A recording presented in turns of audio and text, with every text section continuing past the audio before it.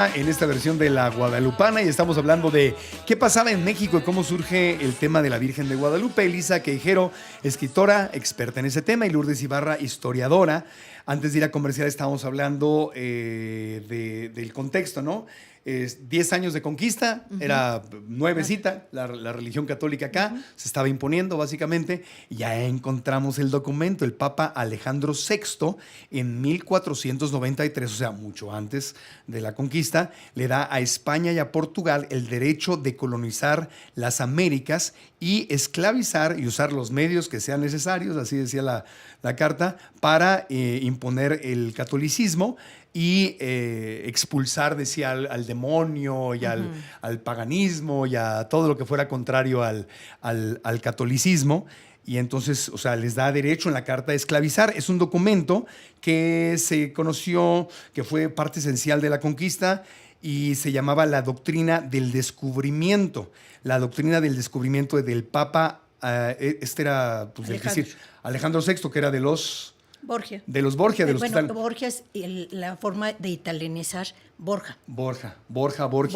Que es de la familia que han hecho ya 2 series de Netflix, sí, de los Borgia. Este documento, cuando en Canadá sucedió todo ese tema de que se quejaron de que le habían arrancado niños a los indígenas para adoctrinarlos, se lo habían quitado a los papás, hubo toda una controversia el año pasado, y sí, aquí estoy leyendo que el Vaticano ya se vio obligado a repudiar por fin, claro, en 2023, apenas el año pasado, repudiaron esta carta del Papa Alejandro VI, porque recordemos que dentro del catolicismo está la idea de que el Papa tiene infalibilidad, o sea que lo que dice el Papa lo dice Dios.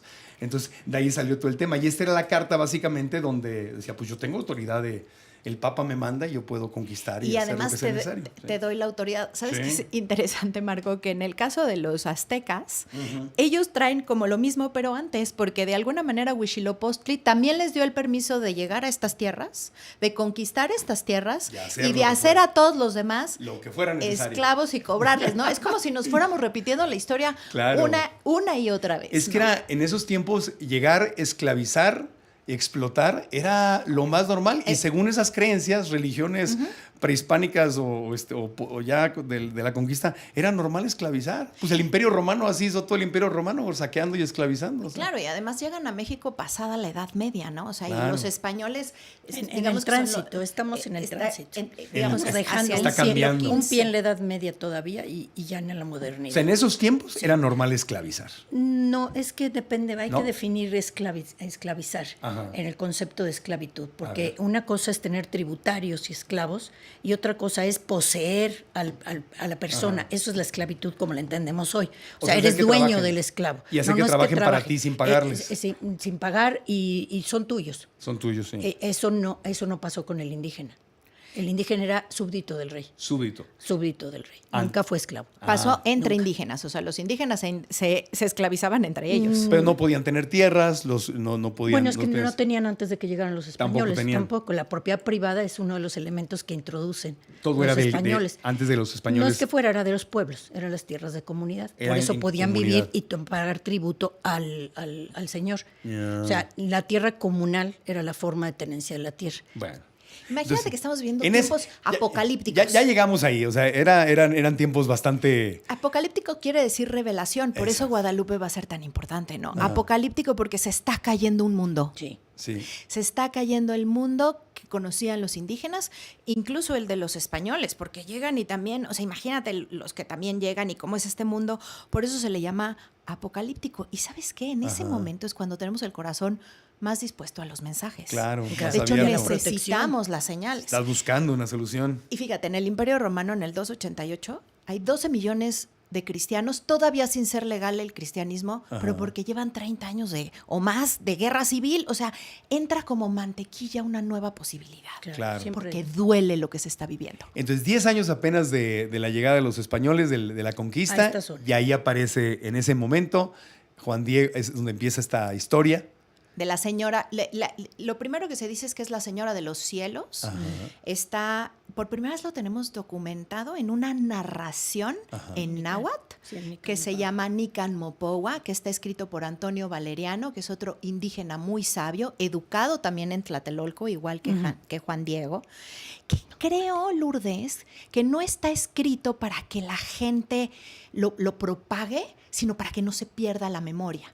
Entonces yo creo que lo primero que tenemos como fuente de la aparición es la tradición oral, que era impecable y inamovible por parte de los indígenas, ¿no? Que te voy contando qué es lo que se va viviendo. Que era una tradición indígena también. Indígena. El canto y los cantos, o sea, así se transmitía oralmente todas las hazañas, todos los sucesos, todo eso. De hecho, no es una forma no de es, educación. La canción que venimos escuchando finalmente vuelve a ser parte de esa tradición, ¿no? La guadalupana, que se apareció en el Tepeyac, te está contando la historia. Claro. No tiene más intención. Y esa parte oral, como que Valeriano tiene esta necesidad de escribirlo. Todos los historiadores concuerdan que lo va a escribir entre 1545 y 1550. 56, más o menos. Más o menos, por el tipo de náhuatl que utiliza, que es un náhuatl clásico que después desaparece, por cómo está narrado. Y dice que Guadalupe le habló en náhuatl, sí, claro, a Juan Diego. Ajá. Entonces esta parte empieza a ser interesante. ¿A quién le está hablando?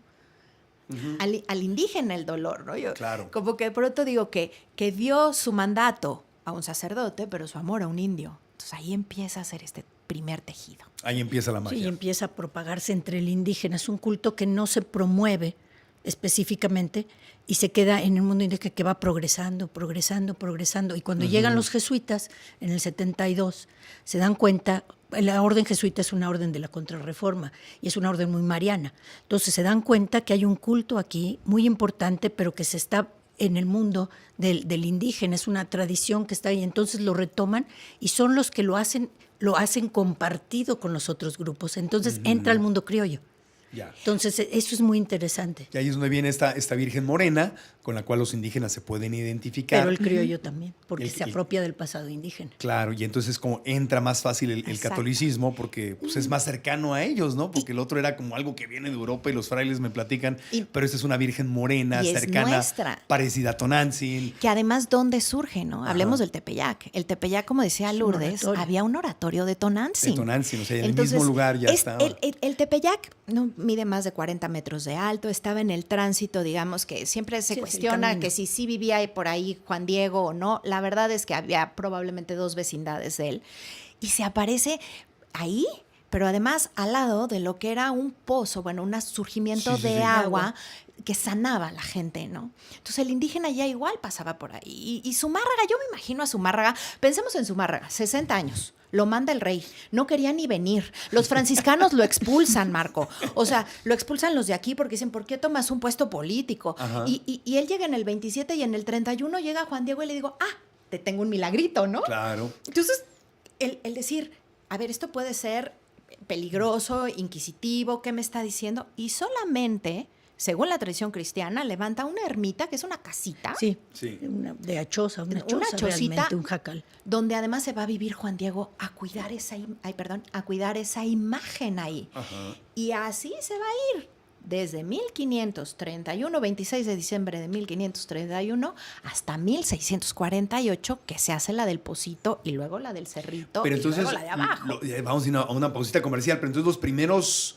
¿Por cuántos años estuvo ese ayate, esa tilma? En esa situación. En esa situación sin protección ni nada. Y después muy poca además. Por eso es interesante lo del siglo XVIII de Bartolomé. Claro. Ahorita hablamos de eso. ¿Cómo es que la tilma, cómo es que se conserva por tanto tiempo?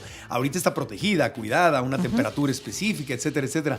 Pero ¿cómo se conserva durante tanto tiempo? Estaba ahí en una... Es lo que sostiene luego la idea. Es milagro. No puede haber sido de otra manera. Sí, porque no hay una explicación lógica. Racional. Científica, racional. Volvemos después de una pausa.